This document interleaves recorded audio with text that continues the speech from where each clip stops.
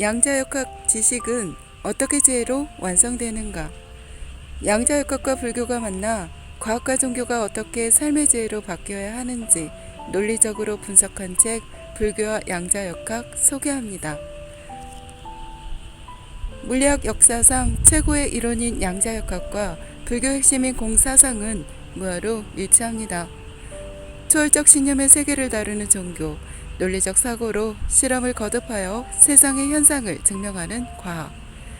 이처럼 종교와 과학은 밑바탕을 이루는 사유 방식만 보아도 대립, 충돌하는 모습을 보입니다. 그러나 저자는 절대 양립할 수 없을 것만 같은 종교와 과학에서 놀라운 공통점을 끌어냈습니다.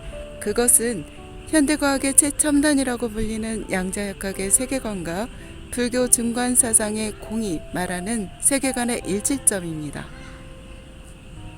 이 둘은 독자적인 자기 동일성이나 자성을 지닌 것은 존재하지 않으며 세상 모든 것은 상호 연결되어 있기 때문에 독립적으로 존재하는 것은 없다고 말합니다.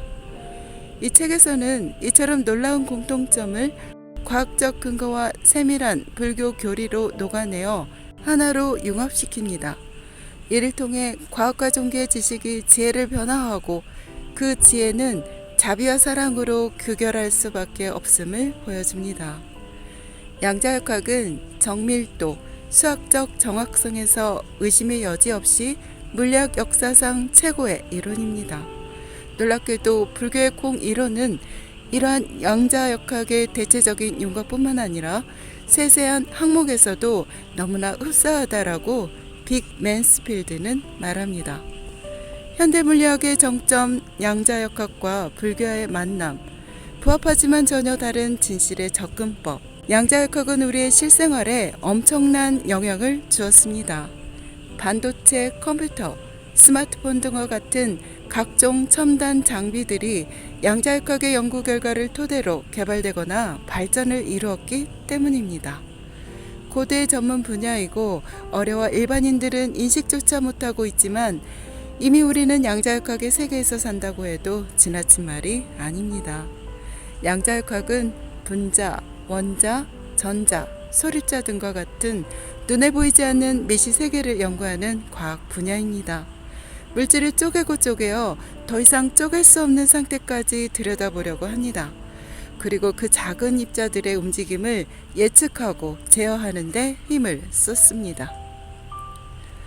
하지만 아무리 최신 장비로 물질을 관찰하고 실험해도 더 이상 쪼개지지 않는 궁극의 실체는 발견하지 못했습니다. 과학자들은 지금까지의 양자역학 연구를 통해 물질을 이루는 원자 단위의 세계에서는 입자들이 자기 본성 없이 지속하며 그 지속성 속에서 어떤 독립적으로 존재하는 본질을 찾을 수 없다는 사실에 큰 충격을 받았습니다. 게다가 이 작은 미시 세계는 상호 의존하고 있으며 이러한 의미에서 모든 물질은 촘촘한 그늘처럼 연결되어 있음이 밝혀졌습니다.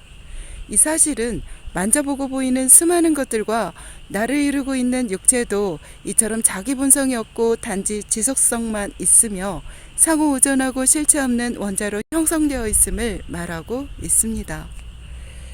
극단적으로 말하면 그 어떤 것도 실체가 없다고 결론 내릴 수 있습니다. 앞으로의 연구로 새로운 사실이 증명되기 전까지 양자역학이 말하는 이 세계관은 공고합니다. 불교에서는 2600여 년 전 시작부터 이미 모든 객관적인 현상과 주관적인 현상의 본성을 독립적이거나 본래적인 존재가 없다고 여겼습니다. 이를 자성이 없다라고 표현하며 짧게 공이라고 불렀습니다. 공이라는 말조차 허상이지만 어쩔 수 없이 자성 없음을 표현하기 위한 방편으로 공을 말할 정도로 불교는 본성, 궁극의 실체와 같은 것들을 부정했습니다. 나도 실체가 아닌데 내 것이 있을 리 없습니다. 실체 없는 내가 무언가에 집착할 때 번뇌가 생기고 번뇌는 끊임없이 고통을 선사합니다. 불교는 이 번뇌의 고리를 끊는 종교입니다. 따라서 불교 교리를 공부하고 수행을 실천할 때 가장 먼저 이 공의 프로세스를 받아들여야 합니다. 붓다가 과학자일 리도 없고 당시에 첨단 실험 장비가 있었을 리도 없습니다. 보다는 고도의 정신 수행만으로 이 세계의 실제 없음을 꿰뚫어 보았습니다. 그리고 이는 21세기의 첨단 과학 분야인 양자역학에서 말하는 세계관과 너무나도 일치합니다. 양자역학과 불교의 결론, 독립적인 존재란 결코 없다고 합니다. 독립적인 존재가 무엇을 의미하는지 정확히 이해하는 것이 중요합니다. 생각해보면 그것이 무엇이든 독립적으로 존재하는 사물은 변화할 수 없습니다. 왜냐하면 그 자체가 독립적이기 때문에 외부의 어떤 것에도 의존하지 않고 다른 무엇이 영향을 줄 수도 없기 때문입니다. 우리가 습관적으로 실제의 토대라고 믿고 있는 독립적인 존재라는 생각은 모순입니다. 독립적 존재란 결코 없으며 앞으로도 그럴 것입니다. 공이 부정하는 것도 이 실제의 토대입니다.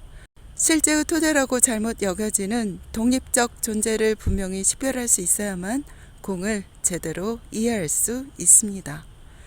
그렇지 않으면 공은 아무것도 존재하지 않는다고 주장하는 것처럼 오해되기 쉽습니다. 불교는 사물과 사람을 무조건 실체 없는 존재라고 여기며 부정하지 않습니다. 불교에서 말하는 공은 우리가 바깥 세상을 인식하는 기준 역할을 합니다. 외부 세계가 실체 없는 것들로 이루어져 있음을 꿰뚫어 보았다면 이제는 내부의 마음속 생각들의 실체 없음을 관합니다. 이렇게 점진적으로 공을 이해하고 받아들이면 양자역학의 세계관도 수월하게 받아들일 수 있게 됩니다. 독립적이지 않고 독립적일 수 없는 존재들을 이해했다면 상호 의존 관계를 이해하기는 더 쉽습니다. 어떻게 실체 없는 것들은 계속 형태를 유지할 수 있는가에 대한 답이 바로 상호 의존입니다. 이를 불교에서는 연기라고 말합니다. 모든 것들은 연결되어 있고 서로 의존하고 있습니다. 의존하기 때문에 지속할 수 있게 됩니다. 그래서 존재한다는 것은 무상하면서 공합니다. 어떻게 과학 지식은 지혜가 되고 지혜는 자비로 변화하는가? 과학기술이 발전하는 만큼 인류의 문제도 비례하면서 커지고 있습니다. 하지만 그 문제를 해결하는 방법도 과학기술에서 찾을 수밖에 없습니다. 과학지식은 충분히 문제를 해결할 힘이 있습니다. 그러나 안타깝게도 자본주의 논리로 인해 인도적 과학의 활용에는 관심이 쏠리지 않고 있습니다. 거대한 불평등이 존재하도록 허용하고 오염물질의 끊임없는 배출을 묵인하고 있습니다. 이는 인간뿐만 아니라 지구 전체를 보아도 불행한 일입니다. 도대체 지식이란 무엇입니까? 이토록 정밀한 과학 세계를 이뤄냈음에도 불구하고 인류는 그 과학을 활용하여 탐욕만 채울 생각을 하고 있습니다. 지금이라도 이 세상이 상호 연결되었다는 사실에 눈뜨고 모든 생명의 연민을 가져야만 합니다. 모든 생명 있는 것과 환경을 위해 과학 지식을 활용해야 합니다. 그렇지 않으면 우리에게 다가올 미래는 암울합니다. 우리 내면에 도사리는 욕망과 탐욕, 모든 부정적인 감정에는 실체가 없습니다. 그런 어두운 마음이 공하다는 사실을 인식해야 합니다. 무엇으로도 실체 없는 탐욕을 만족하게 할 수 없음을 깨달아야 합니다. 그 사실을 받아들이면 비로소 모든 세상이 연결되어 있고 서로 의존하고 있음을 볼 수 있습니다. 지금의 형태를 유지하기 위해 수많은 것들에 의지하고 있는 우리를 보아야 합니다. 어느 하나가 사라지면 연이어서 우리도 사라지게 됩니다. 이러한 인식의 전환이 이루어지면 마음속으로 자연히 자비의 마음이 피어오르게 됩니다. 이러한 마음은 과학을 올바른 방향으로 활용하도록 유도합니다. 이처럼 양자역학의 세계관과 불교의 공이 말하는 무자성의 이해는 어둠에서 빛으로 전환할 수 있는 정신적, 심리적 변화의 토대가 됩니다. 따라서 과학 지식은 곧 자비가 될 수 있습니다. 빅 맨스필드의 불교와 양자역학 책 소개해 보았습니다. 감사합니다.